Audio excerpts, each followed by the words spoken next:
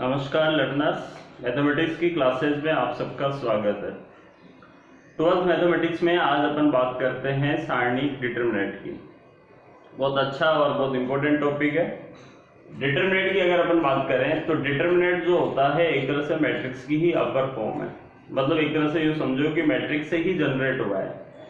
तो सब इसकी जरूरत क्यों पड़ गई? तो कल को यो हुआ होगा कि मैट्रिक्स को जब अपन सॉल्व करते हैं तो आपने देखा होगा, आपने नोटिस किया होगा कि मैट्रिक्स का जो आंसर होता है वो एक मैट्रिक्स की फॉर्म में ही होता है। मतलब जब अपन ने दो मैट्रिक्स को प्लस किया तो भी हमें मैट्रिक्स मिल रही है, प्रोडक्ट किया तो भी मैट्रिक्स मिल रही है। तो हो सकता है कि मैथमेटिशियन ने या जो भी मैथ्स में जो इंटरेस्ट ले रहे थे उन लोगों ने सोचा होगा कि मैट्रिक्स का अगर कल को कोई वैल्यू जनरेट हो, ऐसा कोई फंक्शन जनरेट किया जाए, उस फंक्शन का नाम दिया गया डिटरमिनेंट। तो मैट्रिक्स जो है उसी की जनरेट फॉर्म होती है कौन? डिटरमिनेंट। तो जैसे अगर अपन बात करें तो ये जो मैट्रिक्स है अपने पास में, ये आपको ऐसे दिखती थी ABCD। एक इस तरह का बॉक्स होता था, रेक्टेंगल बॉक्स, जिसके अंदर आप एलिमेंट्स को लिखा करते थे। या मैट्रिक्स का ऑर्डर होता था M क्रॉस N। कल को अगर मैं इसी से डिटरमिनेंट जनरेट करूं तो ये A मुझे कुछ इस तरह से दिखेगा और यहाँ पे ये मोड की तरह की फॉर्म होगी ABCD। जैसे इसको एक आयताकार बॉक्स, रेक्टेंगुलर बॉक्स में लिखा जाता था, तो इसको एक मोड की फॉर्म में अपन राइट करते हैं। लेकिन ये मोड नहीं है, ये डेल्टा है। ये किसको रिप्रेजेंट करेगा? सारणी को। यहाँ तक की कहानी समझ में आई? दूसरी बात, मैट्रिक्स का जो ऑर्डर होता है स्टूडेंट्स वो M क्रॉस N होता है। अगर कल को अपन बात करेंगे सर मैट्रिक्स और डिटरमिनेंट में मेजर जो डिफरेंट है वो क्या होते हैं, तो अगर बात करें अपन तो मैट्रिक्स का जो ऑर्डर होता था वो होता है M cross N। M cross N का मतलब जितनी पंक्तियां होगी उतने स्तंभ होंगे, और यहाँ पे हमेशा जो ऑर्डर होगा इसका वो होगा M इक्वल टू N। मतलब जितनी रो और कॉलम आपस में क्या होगी, इसमें इक्वल होगी। इसमें इक्वल हो भी सकती है और नहीं भी होती है। जैसे मान लो या तो आपको ऐसे भी दिख सकती है 2 3 4 5 6 7, राइट है। लेकिन डिटरमिनेंट आपको हमेशा ऐसी दिखेगी 2 3 4 5। या तो आपको 1 क्रॉस 1 की दिखेगी, या 2 क्रॉस 2 की, या 3 क्रॉस 3 की। मतलब M इक्वल टू N की फॉर्म में राइट की जाती है। तो एक तो ये मेजर डिफरेंस हो गया कि मैट्रिक्स का जो कोटि होती है वो तो M क्रॉस N होती है, जबकि डिटरमिनेंट का हमेशा M इक्वल टू N होगी। इसका मतलब ये एक हमेशा वर्ग मैट्रिक्स से ही जनरेट की जा सकती है। दूसरा कि अपन ने अभी मैंने बताया आपको कि मैट्रिक्स को जब अपन सॉल्व करते हैं तो एक नई मैट्रिक्स जनरेट होती है, जबकि डिटरमिनेंट को जब भी मैं सॉल्व करूंगा तो एक मुझे कोई ना कोई संख्यात्मक न्यूमेरिकल वैल्यू मुझे मिलने वाली है। तो ये मुख्य अगर बातें अपन करें मैट्रिक्स और डिटरमिनेंट के डिफरेंस की, तो ये चीजें हमें इसमें देखने को मिलती है। अब मैं आपको ये बता रहा हूं कि फाइनली डिटरमिनेंट की वैल्यू किस तरह से निकालते हैं। तो देखिए आप, तो सबसे पहली बात तो आपके दिमाग में ये होनी चाहिए, दो बातें आप ध्यान रखिएगा। नंबर एक तो ये बात होनी चाहिए कि डेट A का मतलब हो गया सारणिक A। इसको आप इस तरह से भी रिप्रेजेंट करते हैं डेल की फॉर्म में भी। ये भी किसको रिप्रेजेंट करता है? सारणी को रिप्रेजेंट करता है। दूसरी बात, इस तरह से रिप्रेजेंट करते हैं अपन, इसके अंदर कुछ ना कुछ एलिमेंट्स लिखा जाते हैं, कुछ ना कुछ अवयव होते हैं, लेकिन उनका जो ऑर्डर होगा वो हमेशा कैसा होगा? इक्वल। जितनी रो होगी उतनी क्या होंगे? स्तंभ होंगे, कॉलम होगा। दूसरी बात की अगर अपन बात करें तो कि साहब इसकी न्यूमेरिकल वैल्यू कैसे निकलती है, तो सबसे पहले बात करते हैं अपन 1 क्रॉस 1 की। तो सेकेंड पॉइंट अपन ले रहे हैं कि इसका जो संख्यात्मक मान है वो किस तरह से ज्ञात किया जाता है। इसकी जो न्यूमेरिकल वैल्यू है वो किस तरह से निकाली जाती है। तो सबसे पहले बात करें 1 क्रॉस 1 की। जैसे आपके पास में 1 क्रॉस 1 का मतलब एक ही एलिमेंट होगा 5, तो इसको सॉल्व करने से भी मुझे 5 मिलेगा। तो डेट 5 की वैल्यू 5 होगी। कल को अगर ये माइनस का 5 है तो भी क्या होगा? आंसर माइनस के 5 होगा। मैंने अभी आपको बताया कि ये मॉडुलस नहीं है, मापांक नहीं है, तो माइनस करके प्लस कर दो। कहने का मतलब 1 क्रॉस 1 का आंसर वो होगा जो भी एलिमेंट्स इसके अंदर है वही उसका क्या होगा? आंसर होगा। दूसरी बात अगर अपन बात करें 2 क्रॉस 2 की, तो 2 क्रॉस 2 ये हो गया अपना ABCD। तो इसको सॉल्व कैसे करते हैं? इसको अपन इस तरह से सॉल्व करते हैं, इसको इससे मल्टीप्लाई करते हैं, तो यहाँ पे AD आ गया, इसको इससे मल्टीप्लाई करते हैं तो यहाँ पे BC आ गया, और बीच में कौन सा साइन यूज होता है, माइनस का, तो ये लिखा जाता है AD माइनस BC। इस तरह से multiple AD minus BC। Minus क्यों यहाँ होता है, क्योंकि एक ये इसका एप्लीकेशन है, जैसे आप बेसिक से जानते हो 10th लेवल से अगर आपको पढ़ा हुआ, तो AX plus BX equals to, कल को अपन ने C बोला, यहाँ पे CX और DX इक्वल्स टू C2 ले लिया, राइट है। तो इस तरह की रैखिक समीकरणें आपने पढ़ी होगी, यहाँ पे y ले लेते हैं और यहाँ पे by ले लेते हैं। लीनियर इक्वेशंस आपने 10th लेवल पे पढ़ी होगी। तो यहाँ पे अगर अपन बात करें तो जो बच्चा समझदार है उसको पता था कि यूनिक सॉल्यूशन कब मिलते थे, जब AC और BD का रेशो इक्वल नहीं होता था। तो अगर मैं कल को इसको क्रॉस मल्टीपल कर दूं तो मुझे AD मिलेगा और ये माइनस BC दिख जाएगा। तो AD minus BC equal to 0। तो इस तरह से आपको 2 क्रॉस 2 का लीनियर इक्वेशन से 2 क्रॉस 2 की मैट्रिक्स और डिटरमिनेंट सोल्व हो जाती है AD माइनस BC। तो इसको फाइनल कैसे सोल्व करते हैं, AD माइनस BC, मतलब कल को यहाँ पे लिखा हुआ है 2 3 4 5, तो इसको सोल्व करना है तो इन दोनों का मल्टीपल 10 और इन दोनों का 12, लेकिन बीच में माइनस, तो फाइनली इसका आंसर क्या आएगा, माइनस के 2। जैसे और देखते हैं, अगर कल को यहाँ पे x है, राइट, अभी यहाँ पे अपने पास में 6 है, यहाँ पे है -6 और इधर x है इक्वल टू 0 गिवन है और x की वैल्यू फाइंड करनी है, तो इन दोनों का मल्टीपल x² हो गया, इन दोनों का -36, लेकिन बीच में ऑलरेडी माइनस आता है, तो 36 इक्वल टू 0 क्लिक कर गए यहाँ तक। तो यहाँ पे आया x² इक्वल्स टू माइनस के 36, तो x इक्वल्स टू क्या आ गया, रूट में -36, और रूट में नेगेटिव आने का मतलब प्लस माइनस आएगा 6, तो x की ये 2 वैल्यूज आएगी इमेजिनरी। अच्छा सर, एलिमेंट्स जो होते हैं वो रियली होते हैं, इमेजिनरी भी हो सकते हैं? बिल्कुल, जो भी एलिमेंट्स होगा इसके अंदर जो भी होते हैं वो होते हैं कॉम्प्लेक्स। कैसे होते हैं, कई बार क्वेश्चन पूछ लेता है कि मैट्रिक्स के अवयव किसको बिलोंग करते हैं, वास्तविक संख्याओं को, प्राकृत संख्याओं को, काल्पनिक संख्याओं को, सम्मिश्र संख्याओं को, तो आंसर होना चाहिए कॉम्प्लेक्स, मतलब संयुग्मी होते हैं जिसमें वास्तविक और काल्पनिक सभी कुछ भी आंसर पॉसिबल है, राइट। अभी तो x के 2 वैल्यूज आ गए प्लस माइनस आयोटा 6। तो 2 क्रॉस 2 को इस तरह से अपन सोल्व करते हैं। अपन अब बात करेंगे 3 क्रॉस 3 को किस तरह से सोल्व करते हैं, तो आप एक बार इसको देखिए।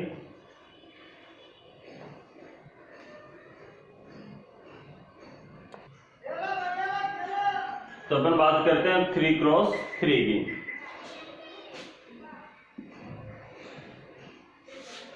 अच्छा, अभी बोर्ड में क्वेश्चन पूछा हुआ था, इसी साल का क्वेश्चन है 2020 का, आरबीसी बोर्ड के अंदर क्वेश्चन आया था, अगर कल को किसी भी डिटरमिनेंट की वैल्यू इक्वल टू आ जाए 0, और अगर कल को किसी भी डिटरमिनेंट की वैल्यू नॉट इक्वल टू क्या हो, 0।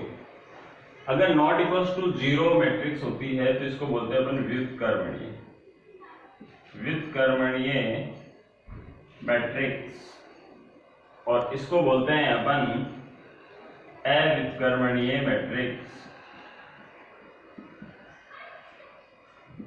तो वहां क्वेश्चन आया था कि डेफिनेशन लिखिए, इंग्लिश में बोलते हैं इसको सिंगुलर मैट्रिक्स और इसको बोलते हैं non singular matrix, non singular matrix. Question क्या था कि सिंगुलर मैट्रिक्स व्युत्क्रमणीय मैट्रिक्स की डेफिनेशन लिखिए। तो आपको ऐसा लिखना था कि ऐसी मैट्रिक्स, या फिर और अच्छा लिखना चाहो तो ऐसी वर्ग मैट्रिक्स जिसका डिटरमिनेंट की वैल्यू नॉट इक्वल्स टू क्या हो, 0। क्योंकि आने वाले टाइम में अपन स्टूडेंट्स क्या निकालेंगे, मैट्रिक्स, जो भी मैट्रिक्स होगी उसका अपन निकालते हैं इनवर्स, और इनवर्स तभी पॉसिबल होगा जब डिटरमिनेंट की वैल्यू किसकी इक्वल नहीं हो, 0 के। क्योंकि हो सकता है कि अपॉन में कुछ वैल्यू 0 आ जाए और उस पर अपन को क्या मिल जाए, इन्फिनिटी मिल जाए। 0 कब हो सकता है, जैसे कल को अपने पास में आ गया 4 2, यहाँ पे आ गया अपने पास 8, यहाँ पे आ गया 4, तो देखो मैंने इसकी वैल्यू निकाली तो ये हो गया 16 माइनस 16 इक्वल टू 0। तो ये कोई एक मैट्रिक्स है आपके पास में, वर्ग मैट्रिक्स, और अगर कल को इसकी सारणी का मान अगर 0 आ जाए तो ऐसी मैट्रिक्स क्या कहलाएगी, आपकी नॉन सिंगुलर मैट्रिक्स कहलाती है। तो इससे रिलेटेड क्वेश्चन अभी बोर्ड में पूछा था, हालांकि अपन डिस्कस करते हैं आने वाले टाइम में, लेकिन अब आप ध्यान रखिएगा। अब हम बात करते हैं 3 क्रॉस 3 की वैल्यू किस तरह से निकालते हैं। तो देखिए 3 क्रॉस 3 का जो डिटरमिनेंट है वो अपन ने कोई भी एलिमेंट्स ले लिए यहाँ पे, जैसे मैंने यहाँ लिया 2 या -1 या 0 या 4 2 6 -+1, ठीक है, -4 एंड 0। ये मेरे पास में कोई भी एक डिटरमिनेंट है, इसकी मुझे क्या निकालनी है, वैल्यू। तो देखिए इसके अंदर 3 तो रो है, R1 R2 R3 और 3 कॉलम है आपके पास C1 C2 C3। तो आपकी इच्छा, आप किसी के भी सापेक्ष मैट्रिक्स का क्या निकाल सकते हो, वैल्यू निकाल सकते हो। तो 6 प्रकार हैं, किसी के भी सापेक्ष निकाले सबसे आंसर सेम आता है। जब भी अपन वैल्यूज निकालेंगे, अभी मैंने आपको बताया 2 क्रॉस 2 में यहाँ पे कौन सा सीन आ रहा है, माइनस का। तो 3 क्रॉस 3 में देखो कहाँ प्लस होगा कहाँ माइनस होगा। तो प्लस और माइनस इस तरह से आते हैं, पहली वाली पार्टी पॉजिटिव होगी, दूसरी वाली पार्टी नेगेटिव होगी, फिर प्लस होगा माइनस होगा प्लस होगा माइनस होगा प्लस होगा माइनस होगा एंड प्लस होगा। तो किस तरह से डिफाइंड हो रहे हैं, फर्स्ट पॉजिटिव, फिर माइनस, फिर plus, minus plus minus plus minus plus. तो इसके पीछे कोई रीजन भी होता होगा, हाँ बिल्कुल होता है। इसको बोलते हैं अपन सेकंड कोफैक्टर। जिस तरह से अपन साइन यूज करते हैं ना, इनको क्या बोलते हैं अपन, कोफैक्टर बोलते हैं और सेकंड बोलते हैं। जो आपके सेकंड निकालने का जो फॉर्मूला होता है वो होता है -1 की पावर i प्लस j। अब जो समझदार बच्चा है उसको पता है i और j कौन होता है। ये a11 है, तो i और j का टोटल कितना हो गया, 2। -1 की घात अगर 2 होगी मतलब E1 होगी, तो वैल्यू कैसे मिलेगी, पॉजिटिव। और वैल्यू कैसे में आएगी, विषम होगी तो माइनस की। तो देखो यहाँ पे कौन होता है, A12, याद है मैट्रिक्स में बताया मैंने, 1 2 का मतलब फर्स्ट रो सेकंड कॉलम। तो 2 और 1 को ऐड करो 3 मतलब विषम। -1 की घात अगर विषम होगी तो कैसा मिलेगा, माइनस, तो ये माइनस आ गया। फिर देखो यहाँ पे कौन होता है, 1 3, यहाँ पे कौन होगा 1 3, 3 और 1 को जोड़ो 4 -1 के ऊपर 4 मतलब E1 बोले तो सम बोले तो प्लस और विषम बोले तो माइनस। इसी तरह से आप हर चीज का निकाल सकते हो 8 to 1, तो 2 और 1 3। और अगर आपको ये लोड नहीं लेना है तो आप डायरेक्टली याद रखें, प्लस माइनस प्लस अल्टरनेट खेलता है, एक बार प्लस एक बार माइनस एक बार plus minus plus minus plus minus plus, right है। अब किस तरह से करते हैं, तो ये साइन आपको यूज करने हैं। जैसे मैं निकाल रहा हूं R1 के सापेक्ष प्रसार कर रहा हूं इसका अपन क्या कर रहे हैं, एक्सपेंडिंग कर रहे हैं, किसके रेस्पेक्ट कर रहे हैं, R1 के। अब देखो R1 के जो एलिमेंट्स है ना वो है 2 -1 और 0। तो ये सारे फ्रंट में लिखे जाते हैं, जैसे 2 यहाँ लिख दिया, राइट है भाई। अब 2 पे देखो आप अच्छी तरह से, ये रहा 2, तो 2 ये तो रो है, ये तो सारे एलिमेंट्स फ्रंट पे लिखे जाते हैं। तो 2 के नीचे दोनों जो एलिमेंट्स हैं इनको छोड़ना है, इनको खत्म कर दो, बाकी के चारों लिख दो यहाँ पे। तो 2 6 -4 0, और ये बन गए 2 क्रॉस 2 की, और 2 क्रॉस 2 को सोल्व करना अपन को आता ही है। फिर ये प्लस का इसलिए लिया क्योंकि वहां प्लस लिखा हुआ। अब देखो वहां ऑलरेडी माइनस है, ये भी माइनस है, तो ये माइनस मल्टीप्लाई माइनस प्लस। तो ये साइनों का अपन ध्यान रखना है। वैसे तो माइनस लिखते, लेकिन यहाँ पे मैं -1 लिखूंगा, तो माइनस माइनस किया जाएगा प्लस। बताइए अब कौन कौन से आने वाले हैं। तो इस 1 के नीचे के दोनों 2 और -4 को छोड़ दो, बाकी के यहाँ पे आएंगे 4 6 1 और 0। यहाँ पे लेके जाएंगे 4 6 1 एंड 0, राइट। अभी आगे चलते हैं, +0। अब 0 के नीचे के दोनों आदमी छोड़ दो, 6 और 0, क्या क्या आ रहे हैं, 4 2 1 -4। करिए क्लिक यहाँ तक। तो देखो 2 अपनी जगह पे, अब इसको सॉल्व करना आता ही। इन दोनों का मल्टीपल 0 हो गया, इन दोनों का मल्टीपल होगा -24, लेकिन ऑलरेडी बीच में माइनस आता है, तो माइनस माइनस प्लस के 24। ये माइनस माइनस +1 हो ही गया था, ये 0 और ये माइनस के 6 और ये 0 और ये माइनस के 16 माइनस के 2। जब भी आपको किसी के सापेक्ष ऐसे करो और यहाँ पे अगर 0 आएगा तो 0 मल्टीपल कुछ भी 0। आने वाले टाइम में स्पीड बढ़ाने के लिए अगर सब 0 है तो ज्यादा कैलकुलेशन करने की जरूरत नहीं है। 24 का जो डबल है वो हो गया अपने पास 48, राइट। अभी और इधर आया माइनस के 6, वो 0 हो ही गया। तो 48 में से अगर अपन 6 कम करेंगे तो ये हो जाएगा अपने पास 42। तो इस वाले डिटरमिनेंट का आंसर आया अपने पास 42। क्या आंसर आ रहा है, 42। किसके सापेक्ष करने पे, R1 के सापेक्ष करने पे। इसी क्वेश्चंस को अगर मैं C1 के सापेक्ष करूं या R2 के सापेक्ष करूं तो भी आंसर क्या मिलने वाला है मुझे, तो भी मेरा जो आंसर होगा वो मुझे मिलने वाला है 42। देखते हैं साहब, इसी क्वेश्चन का मैं आपके पास में दिखा रहा हूं C1 के सापेक्ष, कॉलम के सापेक्ष कर रहे हैं। किसी के भी सापेक्ष कर सकते हो, चॉइस तुम्हारी है। जैसे यहाँ पे 2 है, अब ये वाले एलिमेंट्स फ्रंट में लिखे जाएंगे, वही 2 आ जाएगा आपका। यहाँ पे वही, फिर कौन आ जाएगा 4, कौन सा वाला 4 आएगा, माइनस का 4, ये ऐसे, फिर कौन आएगा प्लस का 1। यहाँ तक की स्टोरी समझ में आ गई। ये एलिमेंट्स तो आपको इस तरह से लिखे मिलेंगे। अब आप इस 2 पे खड़े हो गए तो 2 के सामने वाले दोनों एलिमेंट्स को छोड़ दो, बाकी के चारों लिखने हैं। तो यहाँ पे लिख दोगे 2, 6, -4 एंड 0, राइट। अभी 4 पे आ जाइए, 4 पे आ गए, इसके सामने वाले दोनों 2 अक्षर को गायब कर दो, क्या क्या आएंगे, -1 0 -4 0। +1 पे आ जाओ, दोनों गायब कर दो, क्या क्या आएंगे, -1 0 और 2 6, ठीक है। अब इसको सॉल्व करना है, ये 0 हो गया, ये हो गया 24, 4 अपनी जगह पे, ये 0, ये भी 0, उधर +1 अपनी जगह पे, माइनस के 6 और 0, राइट। अभी 24 का डबल भाई 48 हो गया, ये 0 हो गया और उधर आ गया माइनस का 6, तो फाइनल आंसर कितना होगा अपना 44। तो अभी मैंने आपको बताया R1 के सापेक्ष भी आंसर जो है वो 42 आ रहा है, और अपने पास में C1 के सापेक्ष भी जो अपना आंसर आ रहा है वो क्या आ रहा है, 42 आ रहा है। इस तरह से अपन 6 में से 6 किसी के भी सापेक्ष निकाल सकते हैं, आंसर वही आएगा। लेकिन जो समझदार बच्चा है, जिसको लगता है कि मैं बहुत जल्दी आंसर देने की मेरी इच्छा हो रही है, तो मैं किसके सापेक्ष प्रसार करूंगा, C3 के। कोई बता सकता है कारण क्या है, क्यों, क्योंकि इसमें 2 0 दिख रहे हैं। तो 0 दिखने में क्या मजे आते हैं, 0 दिखने में मजा आता है कि अगर कल को देखो यहाँ पे 0 था तो 0 पे ये निकालने की जरूरत ही नहीं है स्पीड के लिए, क्योंकि 0 मल्टीपल कुछ भी 0 हो जाएगा। तो देखो C3 के सापेक्ष अगर मैं प्रसार करता तो यहाँ पे आता प्लस का 0, अब 0 इसके बाद में कुछ लिखने की जरूरत ही नहीं है, केवल मैं माइनस का 6 यहाँ लिखता और मैं बस केवल इसको सॉल्व करता। तो 6 के दोनों सामने वाले एलिमेंट्स को मैं गायब कर देता, इसको इससे मल्टीपल करता तो माइनस के 8 आ जाते, और इसको इससे मल्टीपल करता तो प्लस का 1 आ जाता, और फिर अगला एलिमेंट भी 0 है जिसको भी लिखने की जरूरत नहीं। तो यहाँ पे देख लो माइनस के 7 और माइनस के 6 मल्टीपल होकर कितने हो गए, 42। तो स्पीड के लिए मैंने एक चीज नोटिस करी, एक नई चीज बात भी मैंने सीखी कि अगर जहां जिस रो और कॉलम में अगर कल को जितने 0 होंगे वहां उतनी स्पीडली आपका आंसर आएगा। तो एक बच्चे के दिमाग में आया कि अगर सर कल को किसी के अंदर सभी 0 हुए, इसका मतलब उसका आंसर तो 0 होगा।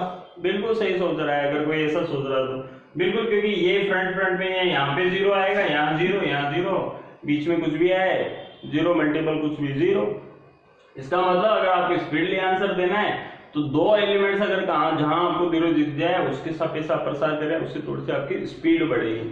और फिर भी आप प्रैक्टिस यूजुअली अपन R1 के सापेक्ष ऐसे करते हैं, चॉइस तुम्हारी, आप किसी के भी सापेक्ष कर लो, सबसे आंसर सेम आता है। लेकिन प्रसार करते समय आप चिन्हों का भी ध्यान रखिए, चिन्ह को मतलब सेकंड मतलब बोले तो कोफैक्टर, कोफैक्टर का मतलब होता है plus minus. By the way भूल जाओ तो आप या तो इस फॉर्मूले को यूज करें -1 की पावर i प्लस j को, या फिर आप डायरेक्टली ये साइन इसी तरह से याद कर लें कि पहला प्लस फिर minus plus minus plus, alternate वाली कहानी होती है। दूसरी चीज अपन ने आने वाले टाइम में, क्योंकि अपने प्रॉपर्टीज भी है डिटरमिनेंट की, और प्रॉपर्टीज ये कहती है कि बिना किसी प्रसार के आपको आंसर देना होता है। तो एक प्रॉपर्टी भी अपन ने ये सीखी कि कल को किसी भी डिटरमिनेंट में अगर कल को सभी एलिमेंट्स 0 हो जाए किसी भी पर्टिकुलर एक रो और कॉलम के, तो उसका आंसर भी क्या होगा, 0 होगा। तो एक बार आप क्लिक करें,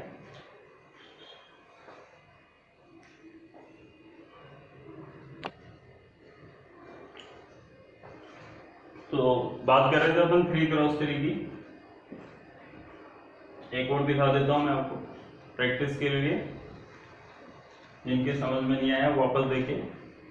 जैसे यहाँ पे 1, यहाँ पे 2 4 0 -2 -1, यहाँ पे 3 5, और अपने पास फिर है अपने पास 4 माइनस, राइट है। मुझे इसकी वैल्यू निकालनी है। अब इसकी वैल्यू निकालनी है तो मैंने यहाँ पे कहा R1 के सापेक्ष, ठीक है। तो देखो यहाँ पे जो 1 है वो आपको ऐसा दिखेगा, ये प्लस का, ये माइनस का 2 और ये आपको 4, इस तरह से लिखना है। यहाँ पे ये आ गया आपके पास, राइट। अभी क्लिक कर गया अपने यहाँ तक, 1 प्लस का होगा क्योंकि यहाँ प्लस, ये माइनस और ये प्लस, ताकि गलती नहीं होगी। अब ये तो फ्रंट में आ गए, ये दोबारा रिपीट नहीं होंगे इस बॉक्स के अंदर।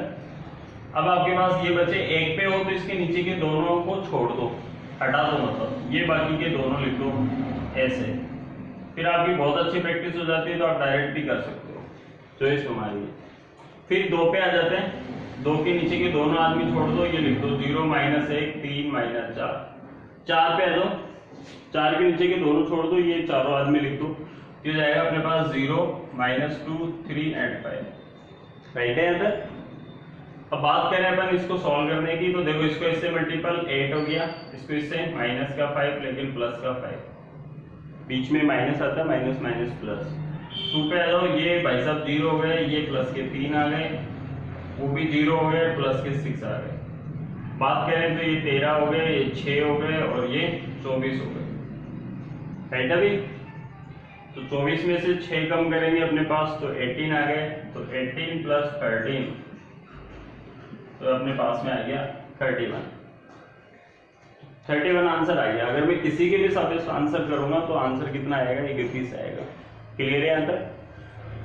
अब देखिए स्टूडेंट, 3 बातें और अपन डिस्कस कर रहे हैं इसी डिटरमिनेंट में, 3 बातें और सीख रहे हैं अपन। तो सबसे पहली बात तो आपको ये ध्यान रखनी है कि जो डिटरमिनेंट होता है, जो सारणिक होता है, उसका ऑर्डर हमेशा m = n होता है, नंबर 1 बात। दूसरी बात, इसकी एक पर्टिकुलर संख्यात्मक मान निकल के आ जाता है और ये मोड नहीं होता। 1 × 1 के अंदर जो भी एलिमेंट उसके अंदर है वही आंसर होगा। 2 × 2 को AD - BC और 3 × 3 का किसी के भी रो और कॉलम के साथ प्रसार कर सकते हैं। ध्यान ये रखना है कि कहाँ प्लस आएगा और कहाँ माइनस आएगा। अब अपन बात करें इसी में उपसारणिक, राइट है भी, जिसको बोलते हैं माइनर सब डिटरमिनेंट। एक होता है आपका खंडज, सहखंड। सहखंड अभी बताया था मैंने, कोफैक्टर। और एक होता है अपना सहखंडज, सहखंडज इसको बोलते हैं एडजॉइंट। क्या बोलते हैं, एडजॉइंट। इसको रिप्रेजेंट करेंगे अपन सिंबल की अगर बात करें MIJ से, किससे रिप्रेजेंट कर रहे हैं, MIJ से। उपसारणी को MIJ से रिप्रेजेंट कर रहे हैं और सहखंड होंगे आपके CIJ और इसको रिप्रेजेंट कर लेते हैं AIJ से।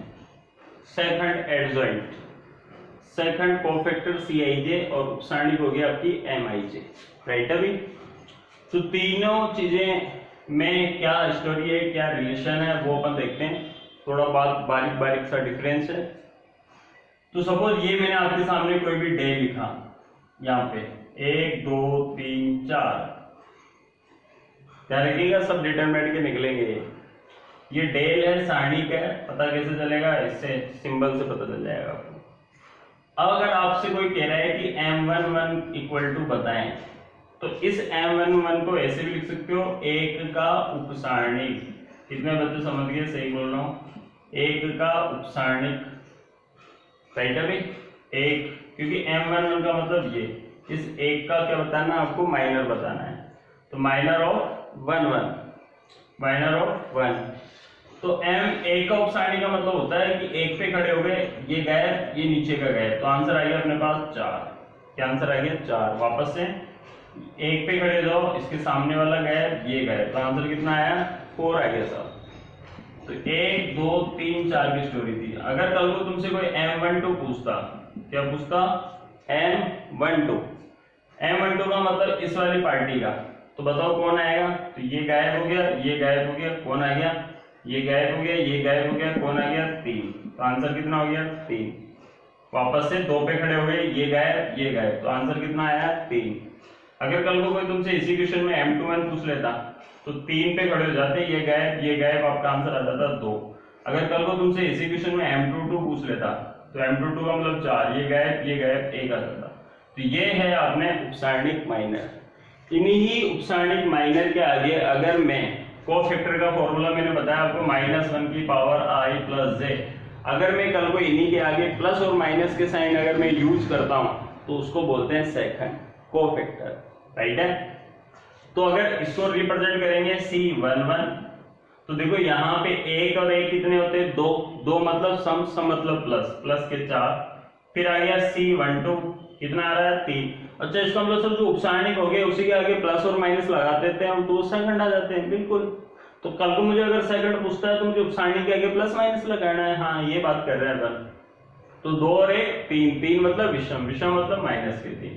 फिर C21 बताओ क्या आएगा, तो 2, तो 2 1 3, 3 मतलब माइनस। कई बार बच्चे क्या करते हैं अल्टरनेट खेल लेते हैं, और प्लस का माइनस का प्लस का तो गलत कर देते हैं, इसलिए ध्यान रखें सम विषम ज्यादा भी नहीं ध्यान रखो, तो ना इन दोनों का टोटल अगर विषम हो ओड हो तो नेगेटिव और इवन हो तो पॉजिटिव। अगला जैसे C22 क्या आएगा प्लस का, तो प्लस के आगे प्लस, ये तो वैसे प्लस बनता है, इसके आगे प्लस दिखाना जरूरी है क्या सर? ऐसा जरूरी नहीं, बताया गया है कि आपने अगर प्लस माइनस यूज किया तो दुनिया वाले उसको कोफैक्टर बोलेंगे, और अगर कल को आपने प्लस माइनस के विदाउट दिखा दिया तो उसको माइनर बोलते हैं। एक बार दिखाया जाता है लाइफ के अंदर, क्लियर है?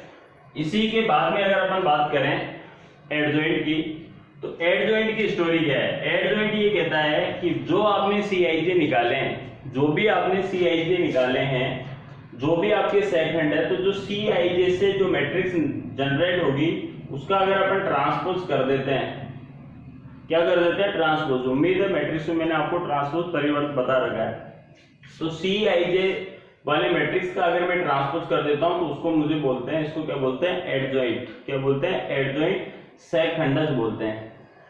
अच्छा सर ये जो CIJ आगे इन्हीं से एक मैट्रिक्स बनानी है, बिल्कुल इन्हीं से क्या बनाना है, मुझे एक मैट्रिक्स बनानी है, तो मैंने यहाँ पे क्या बनाया एक मैट्रिक्स बना दी। अब तो सर आप तो कह रहे थे मैट्रिक्स का आंसर मैट्रिक्स होगा, हाँ जब भी आपसे सेकंडस पूछेगा तो एक मैट्रिक्स क्वेश्चन में गिवन होगी, तो मैट्रिक्स का आंसर फाइनली आपको किस में देना है मैट्रिक्स में। तो सबसे पहले मैट्रिक्स को आप क्या बनाओगे डेट बनाओगे, एक क्वेश्चन लूंगा मैं भी, तो ये जो मैंने आपको CIJ बताया इसको मैंने ऐसे लिखा 4 -3 -2 एंड 1, और इसका मैं अगर ट्रांसफर कर दूंगा तो इसी को बोलते हैं सेकंडस एडजॉइंट ऑफ A। तो इसका T का मतलब परिवर्त रूप, तो जो परिवर्त रूप जो जानता है उसको पता, जो रो है उसको कॉलम बना दो, जो रो है उसको कॉलम बना दो, तो ये आ गया आपका एडजॉइंट ऑफ A। तो तीनों चीजें उम्मीद है क्लियर हुई। एक क्वेश्चन और लेते हैं जिससे आपको फाइनली पता चल जाएगा कि माइनर सेकंड और सेकंडस में क्या रिलेशन है।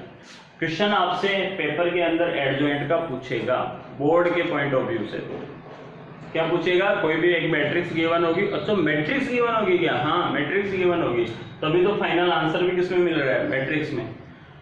अच्छा सर तभी तो आपने बताया कि मैट्रिक्स का ही जो अपर रूप है वो क्या होता है डिटरमिनेंट होता है। तो कंफ्यूज नहीं होना, बिल्कुल हर चीज कॉपी के अंदर लिख लेना जब भी आप इसको वॉच करो कि मुझे एक मैट्रिक्स गिवन होगी और उसका मुझे क्या पूछेगा एडजॉइंटों पे। तो परीक्षा की दृष्टि से तो इंपॉर्टेंट कौन है एडजॉइंटों पे, लेकिन ये इसी के पार्ट है एडजॉइंटों पे।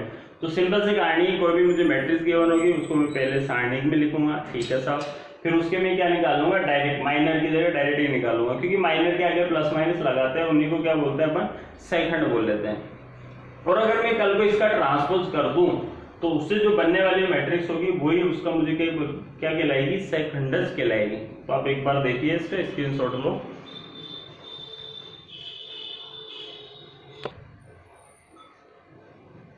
तो फाइनली एडजॉइंट ऑफ A का मैं एक क्वेश्चन दिखाता हूं आपको। तो बोर्ड के अंदर जो इंपॉर्टेंट कॉन्सेप्ट है क्वेश्चन कैसे बनेगा, एक मैट्रिक्स गिवन हो गया आपको इस तरह से, आपसे कह देगा 2 3 4 5 का एडजॉइंट ऑफ A, और हिंदी में बोलते इसको सेकंडस, कई बार एडजॉइंट ऑफ A लिख देता है क्योंकि इसको इंग्लिश में बोलते हैं एडजॉइंट ऑफ, याद कीजिए।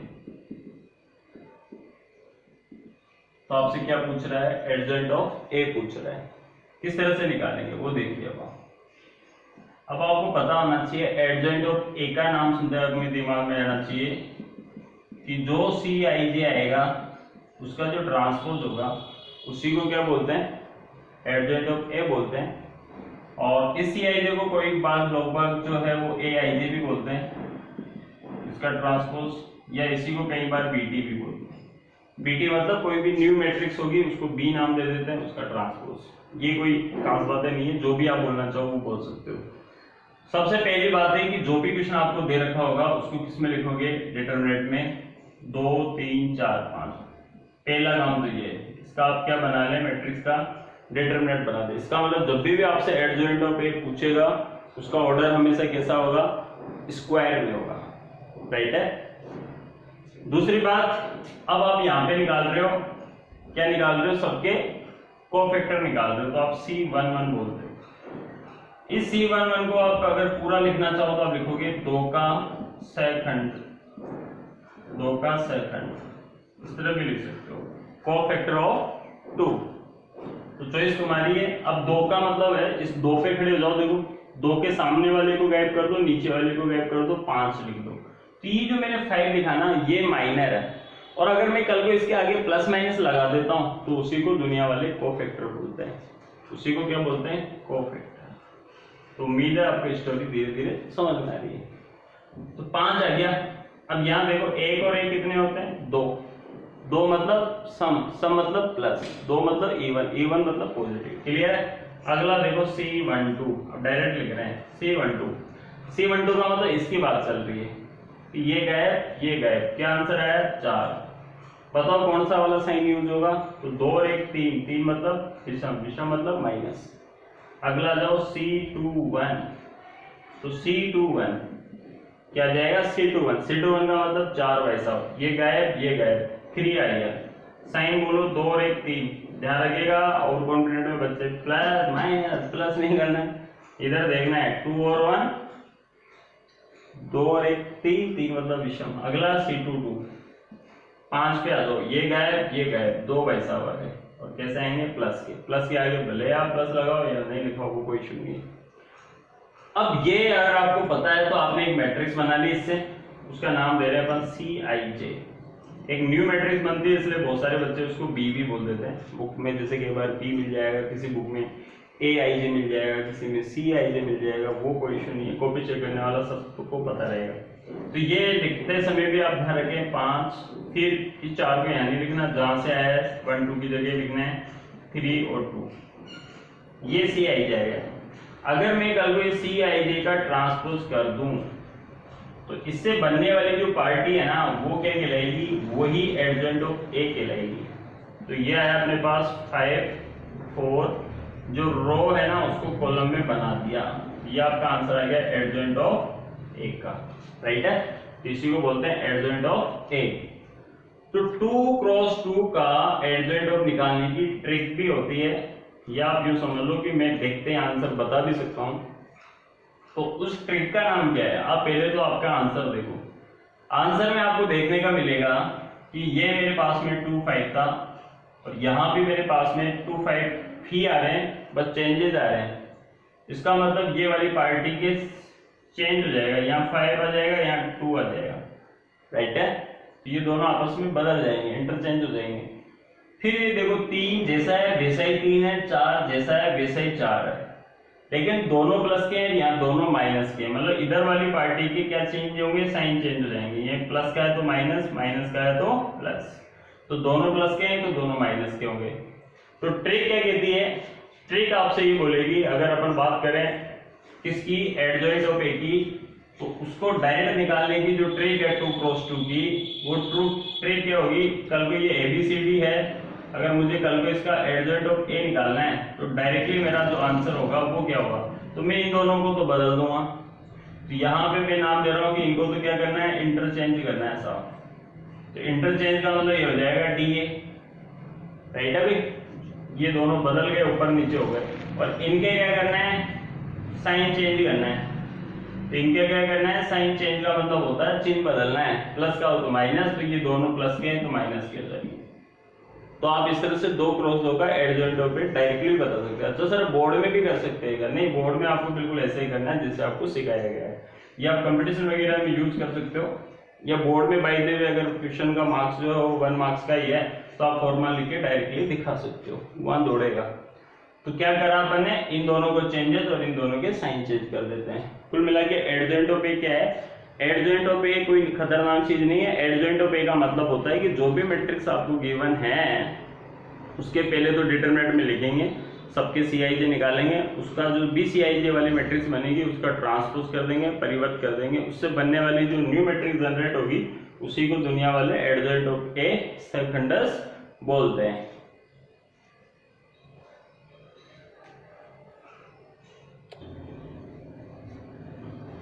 हाँ जी, अपन अब बात करते हैं एडजॉइंट ऑफ ए या सेकंडस के गुणधर्म। कुछ अच्छी बातें भी होती है इसमें। तो properties of adjoint of A, properties of adjoint of A, properties important भी है, बोर्ड में क्वेश्चन भी आता है, और प्रॉपर्टीज आपका टाइम भी बचाती है अगर कल को कोई कंपटीशन देते हो तो मैंने आपको एडजॉइंट पे निकाला कि एक मैट्रिक्स होती है जो क्वेश्चन में आपको क्या होगी, गिवन, जैसे ये मैट्रिक्स ले ली मैंने, आपको कुछ भी जो भी आप देना चाहो 4 3 2 1, राइट है। इसका मुझे एडजॉइंट पे निकालना है, तो मैंने अभी डायरेक्टली आपको आंसर बताया, क्या होता है बताओ, बता दिया क्या, सबने सोच लिया मन में क्या होता है। ये दोनों तो चेंज हो जाएंगे, तो 1 और 4 ऐसे दिखेंगे और इनके साइन चेंज हो जाएंगे, प्लस के हैं तो माइनस के हो जाएंगे और एक माइनस के हैं तो प्लस के हो जाएंगे। तो ये आ गया एडजॉइंट। जो मैं आपको बात बताना चाह रहा हूं वो ये है कि कल को मैं जो आपको रिलेशन सिखाना चाह रहा हूं वो ये है कि इसको बोलेंगे A11, इसको क्या बोलते हैं A12, इसको क्या बोलते हैं A21, इसको क्या बोलते हैं A22। और जो एडजॉइंट ऑफ ए मैंने बनाया इसको आप नाम दे सकते हो, जैसे मैंने इसका नाम दिया C11 दे दो, या तो राइट अभी C11 दे दो।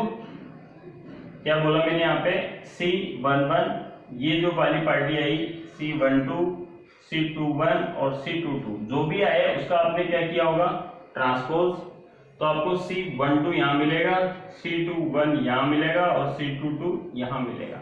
वापस से ये कुछ भी नहीं है, अभी परिवर्त मैट्रिक्स जो मैंने लिखी थी उसका जो परिवर्त होता है उसी को तो क्या बोलते हैं एडजॉइंट को बोलते हैं, उसको मैंने Cij नाम दिया था।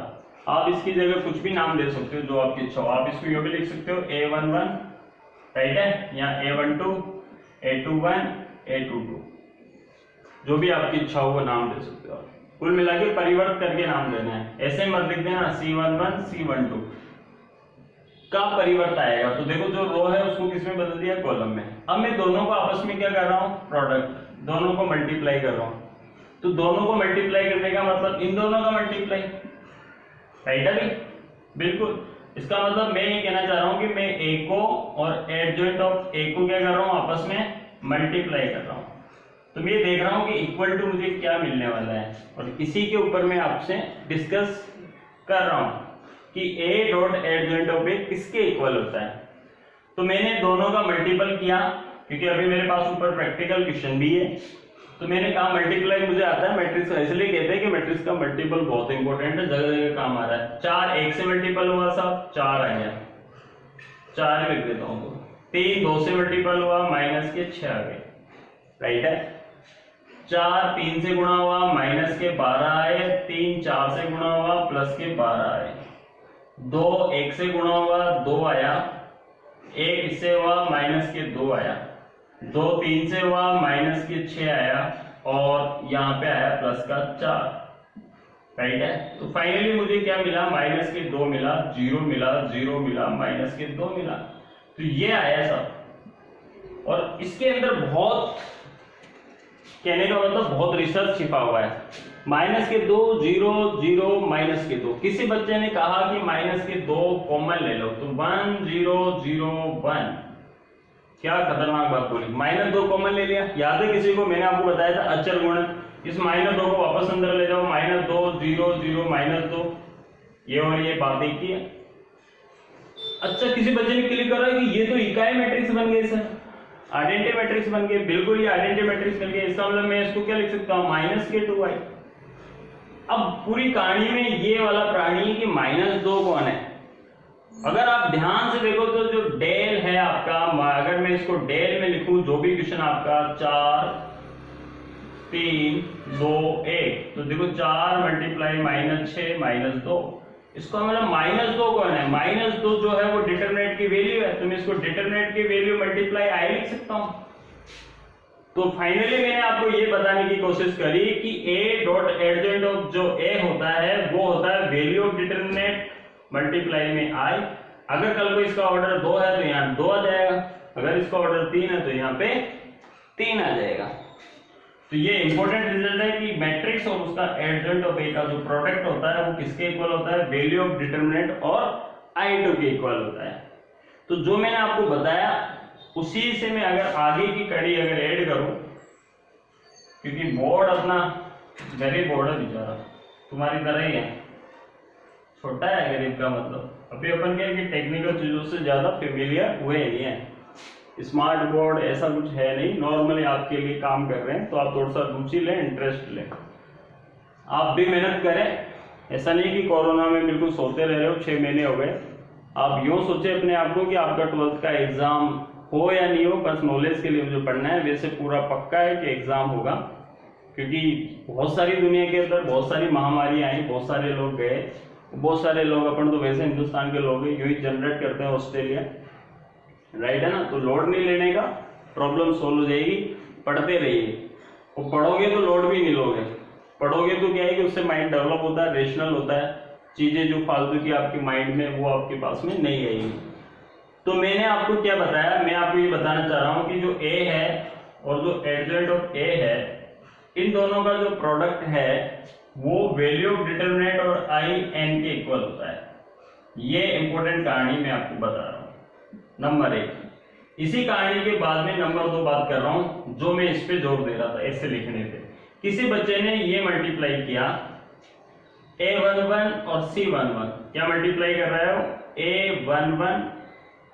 a11 c11, राइट है, a11 c11 plus a12 c12 equal to, कोई बताएगा क्या आएगा। अभी मैंने इन दोनों को प्रोडक्ट किया था, तो यहाँ पे आया था अपने पास -2 0 -2, और -2 कौन है, -2 जो है वैल्यू ऑफ डिटरमिनेंट है।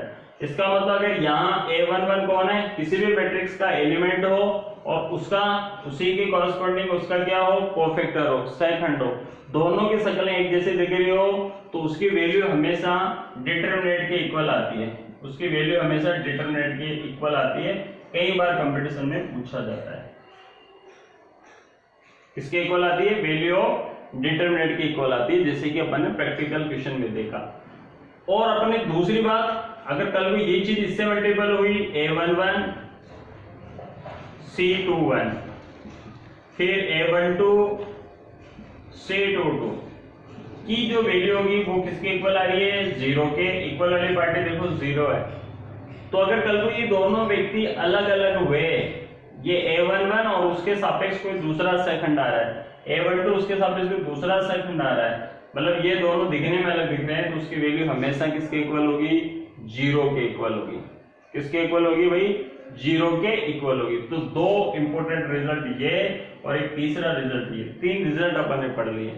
और अगर मैं बेसिक से प्रूफ भी करूं इसको, तो इसका इससे मल्टीपल और इसका इससे मल्टीपल, वैल्यू ऑफ डिटरमिनेंट आ गया, ये 0 आ जाएगा, ये 0 आ जाएगा, ये वैल्यू ऑफ डिटरमिनेंट हो जाएगा। वैल्यू ऑफ डिटरमिनेंट में कॉमा ले लूंगा तो मेरे पास आ जाएगा 1 0 0 1, और इसको मैं क्या लिखूंगा, इसको मैं लिखूंगा IN, आइडेंटिटी मैट्रिक्स। तो ये मेरा हेंस प्रूफ भी हो गया। तो प्रूफ आपसे कोई नहीं पूछेगा, मेन चीज है आपको रिजल्ट ध्यान रखना। तो 3 इंपॉर्टेंट रिजल्ट मैंने आज आपको बताया, तीनों को मैं दोबारा एक्सप्लेन कर रहा हूं, पहले आप इसका स्क्रीनशॉट लें।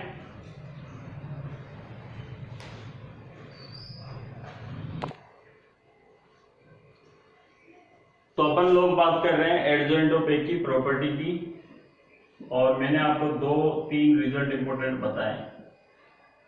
क्या बताया उसको अपन डायरेक्टली लिखने वाला हूं मैंने आपको बताया कि किसी भी मैट्रिक्स का यहाँ पे a11 हो और उसी के कॉरेस्पॉन्डिंग उसका सहखंड हो। सहखंड को कोई प्रॉपर सिंबल नहीं है, अपन ने सहखंड को जो कि इंग्लिश में कोफैक्टर बोलते हैं, तो मैंने आपको C ले लिया।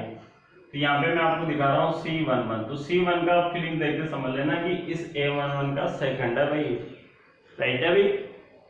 अगर कल को यहाँ पे a12 हो और यहाँ पे भी 12 हो, अगर कल को यहाँ पे a13 हो और यहाँ पे भी a13 हो, तो ये फीलिंग अगर बिल्कुल एक जैसी आ रही हो तो इसकी वैल्यू होती है डिटरमिनेंट के मान के इक्वल होती है, डेल के इक्वल होती है हमेशा। दूसरी बात मैंने आपको ये बताई कि अगर कल को यहाँ a11 है और यहाँ C1 की 1 की जगह कुछ और है, C21 है, C13 है, कुछ भी और है, यहाँ पे a12 है, यहाँ भले C22 है, यहाँ a13 है, यहाँ C23 है, तो उसकी वैल्यू किसके इक्वल होगी, 0 के किसके इक्वल आएगी 0 के। तीसरा रिजल्ट मैंने आपको बताया कि किसी भी मैट्रिक्स को एडजॉइंट ऑफ ए से अगर आप प्रोडक्ट करोगे तो आंसर आएगा वैल्यू ऑफ डिटरमिनेंट और आई एन, भले वो आप प्रोडक्ट ऐसे करो या फिर इसका चेंजेस करके करो।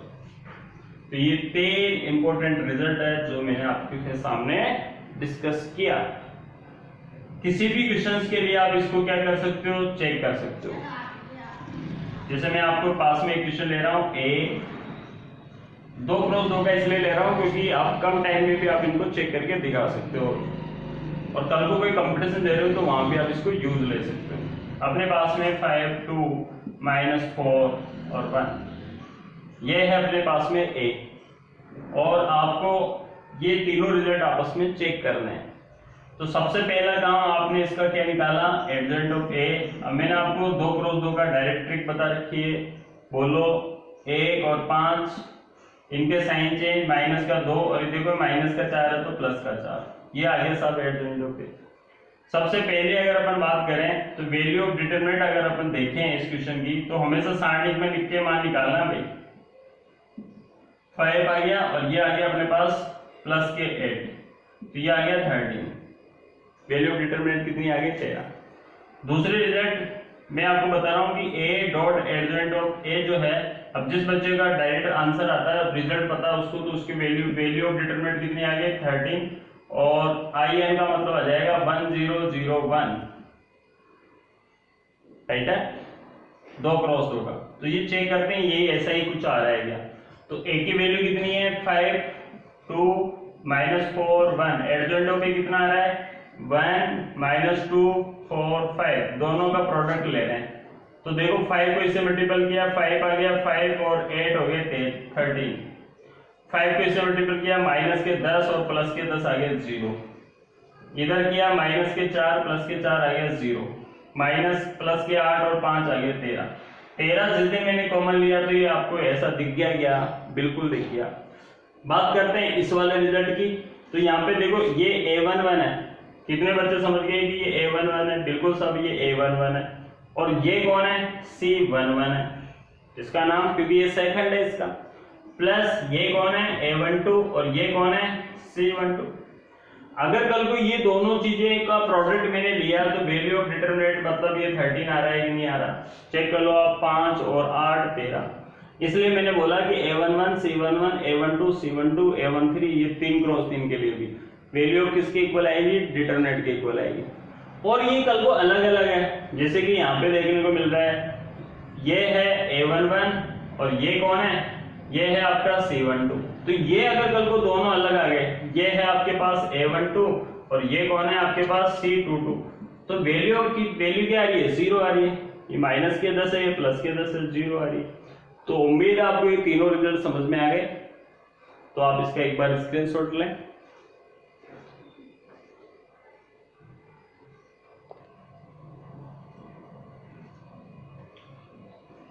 हाँ तो स्टूडेंट्स अपन बात करते हैं, तो अपन बात कर रहे थे properties of adjoint of A की।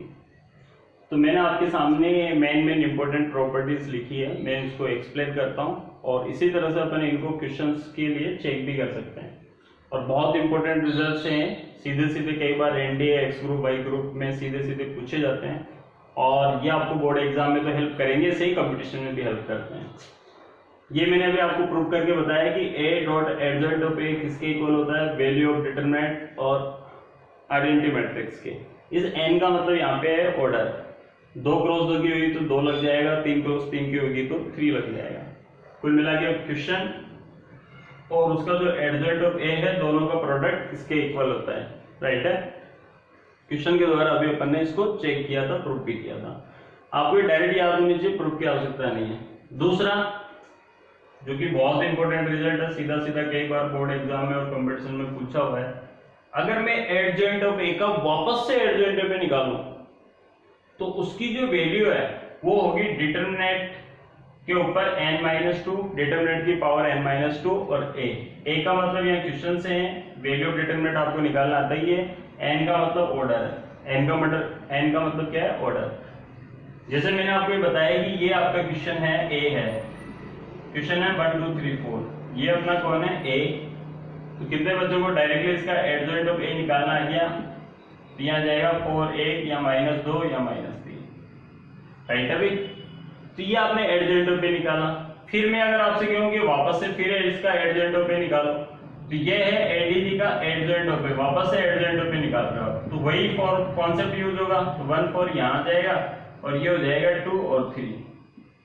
तो आप ये देख रहे हो कि जो आपका क्वेश्चन है वही चीज वापस से यहाँ आ गई। लेकिन ये कौन है सर, ये है value of determinant. Value of determinant देखो इसकी कितनी आ रही है, एक तरह से हालांकि डेट में लिखने के बाद में निकालना है 1 2 3 4, तो ये आ गया फिर से अपने पास 4 -6 मतलब -2 है। अब -2 के ऊपर पावर n-2 है, n-2 का भावार्थ हो जाएगा, n का मतलब हो जाएगा ऑर्डर, तो 2 में से 2 माइनस करेंगे 0, और 0 किसी की भी पावर 0 1 होती है, तो फाइनली आपके पास में क्या आ गया a। 2 क्रॉस 2 के लिए तो a आ गया, लेकिन अगर कल को यही क्वेश्चन 3 क्रॉस 3 के लिए होता तो ये आपके पास आता वैल्यू ऑफ डिटरमिनेंट 3 - 2 और 3। तो बहुत जल्दी और बहुत कम टाइम में आप उसको का कंपटीशन में आंसर दे सकते थे। तो 2 क्रॉस 2 के लिए तो आपने डायरेक्टली भी चेक करके ए तक पहुंच गए आप, क्योंकि इसकी वैल्यू तो 2 - 2 0, मतलब ये तो 1 होगी, और a मतलब ये आपका a आ ही चुका है। लेकिन अगर कल को 3 क्रॉस 3 होता तो और उसकी वैल्यू सपोज जैसे यहाँ 8 आ जाती डिटरमिनेंट की, ऊपर आता 3 - 2 1, तो 8 और a आता आपके पास। तो कम टाइम में आप उसको क्या कर सकते हो, आंसर कर सकते हो, कोई भी क्वेश्चन लेकर इनको क्या कर सकते हो, चेक कर सकते हो। तीसरा क्या है, तीसरा है कि जो भी आपने निकाला अभी एडीजे एडजॉइंट ऑफ ए, इसकी डिटरमिनेंट की वैल्यू क्या होगी, तो इसकी अगर डिटरमिनेंट की वैल्यू देखें अपन तो वही कितनी आ रही है, 4 - 6 -2 आ रही है, तो -2 n-1 का होल स्क्वायर, तो n की वैल्यू कितनी है 2, 2 में से 1 कम करेंगे तो 1 का स्क्वायर 1 मतलब -2, जो कि सही है। एडजॉइंट ऑफ ए के एडजॉइंट ऑफ का जो डिटरमिनेंट है उसकी वैल्यू कितनी आ रही है, -2, किसके लिए 2 क्रॉस 2 के लिए, जो कि सही है, क्योंकि 2 में से 1 कम करेंगे 1, 1 का स्क्वायर 1 ही होता है, तो 1 का स्क्वायर 1 ही होता है, तो ये -2 आ गया। लेकिन अगर कल को 3 क्रॉस 3 का क्वेश्चन होता तो सोचो कितना टाइम लगता। पहले तो एडजॉइंट ऑफ ए निकालते, क्योंकि उसकी कोई ट्रिक नहीं है, वो बेसिक से सबके C11 C12 C13 सबके निकालते, फिर परिवर्त करते, फिर जाके एडजॉइंट ऑफ ए निकलता। फिर निकलने के बाद में शांति नहीं है, सुकून नहीं है, फिर उसके बाद में वापस निकालते, और वापस निकालने के बाद में फिर उसकी डिटरमिनेंट की वैल्यू निकालना है, 3 - 1 का स्क्वायर करना है, तो ये देखते हैं अपन जो इसका आंसर आएगा वो इसका है। तो यहां जाकर अपन को इसकी वैल्यूएशन पता चलती है किस क्वेश्चनों के लिए, 3 क्रॉस 3 के लिए। तो ये और ज्यादा इंपॉर्टेंट है, वेरी वेरी इंपॉर्टेंट, दोनों ही रिजल्ट एक दूसरे के बहुत इंपॉर्टेंट है, क्योंकि यहाँ पे वैल्यू ऑफ डिटरमिनेंट है, तो यहाँ संख्यात्मक आंसर दे रहा है, या दोनों का प्रोडक्ट है, इसलिए साथ में मैट्रिक्स भी है और कोई वैल्यू भी है। फोर्थ आता है सब एडजॉइंट ऑफ 80 का मतलब ट्रांसपोज। इसको आप ऐसे भी कर सकते हो कि पहले तो आप किसी मैट्रिक्स का ट्रांसपोज करो, फिर एडजॉइंट ऑफ निकालो, या अगर आपको प्रॉपर्टी पता है तो पहले तो सीधा सीधा एडजॉइंट ऑफ निकालो, फिर उसका ट्रांसपोज कर दो, बात वही है, राइट है। तीसरा है, पांचवा है adjoint of AB. Adjoint of AB का मतलब पहले तो आप किसी दो मैट्रिक्स आपको क्वेश्चन में गिवन है, तो सब पहले तो हम क्या करोगे, दोनों को प्रोडक्ट कर लो और उसका एडजॉइंट निकाल लो, एक तरीका तो ये है। या फिर आप क्या करो, बी मतलब ए मैट्रिक्स का एडजॉइंट निकाल लो, बी का निकाल लो, लेकिन ध्यान रखिएगा किसके इक्वल हो जाएगी, पहले बी फिर ए, याद है ना, प्रोडक्ट में ए बी की power T equals to BT AT होता है, नहीं कि एटी बीटी, तो पहले एडजॉइंट ऑफ बी आएगा फिर एडजॉइंट ऑफ ए आएगा। इसलिए कई बार एग्जाम कंपटीशन में आता है इक्वल टू किसके होगा, adjoint of A dot adjoint of B, adjoint of B dot adjoint of A, बच्चे फर्स्ट पे टिक लगा देते हैं, दूसरा मतलब बी पहले ए बाद में। 6 है value of determinant adjoint of A की, जैसे इसकी अगर वैल्यू अगर मैं निकालूं तो 4 और मेरे पास में हो गया -2 आ रही है ना, तो वैल्यू ऑफ डिटरमिनेंट वही -2 की पावर 0, राइट है भाई। तो वैल्यू ऑफ डिटरमिनेंट की जो वैल्यू होगी वो उसके डिटरमिनेंट की वैल्यू n-1 के इक्वल होगी। 7 एडजॉइंट ऑफ के, ये इंपॉर्टेंट है 7th वाला, एक बार बोर्ड में भी पूछा हुआ है। एडजॉइंट ऑफ के कोई भी कांस्टेंट है जो कि r को बिलोंग कर रहा है, कोई भी रियल नंबर है भाई, तो ये किसके इक्वल होगा, तो k को आप कांस्टेंट के फॉर्म में बाहर ले सकते हो, ऊपर n-1 n का मतलब यहाँ ऑर्डर से है, तो n में से एक कम करना है, एडजॉइंट ऑफ a के इक्वल आ जाएगा, चेक करके बता देंगे, कोई भी क्वेश्चन ले सकते हो, उसके लिए आप आराम से चेक कर सकते हो। एडजॉइंट ऑफ a 0, कई बार कंपटीशन में आता है, आंसर 0 होगा। आइडेंटिटी मैट्रिक्स का आंसर आइडेंटिटी मैट्रिक्स ही होगी, और एडजॉइंट ऑफ ए एन को आप लिख सकते हो एडजॉइंट ऑफ ए के पूरे के ऊपर पावर एन, लेकिन ध्यान रखना एन जो है वो नेचुरल नंबर को बिलोंग करता है। अब आप कोई भी एक 3 क्रॉस 3 का क्वेश्चन लें और आप इन सभी रिजल्ट्स को चेक करें, फिर भी कोई प्रॉब्लम हो तो आप मुझे व्हाट्सएप नंबर पे या मेरे से आप कांटेक्ट करें, बताएंगे सर कोई प्रॉब्लम होगी है, राइट है। तो आप इनके साथ में काम करें, इनको आप याद करें, इनकी प्रैक्टिस करें। Thank you for watching. Okay students, धन्यवाद।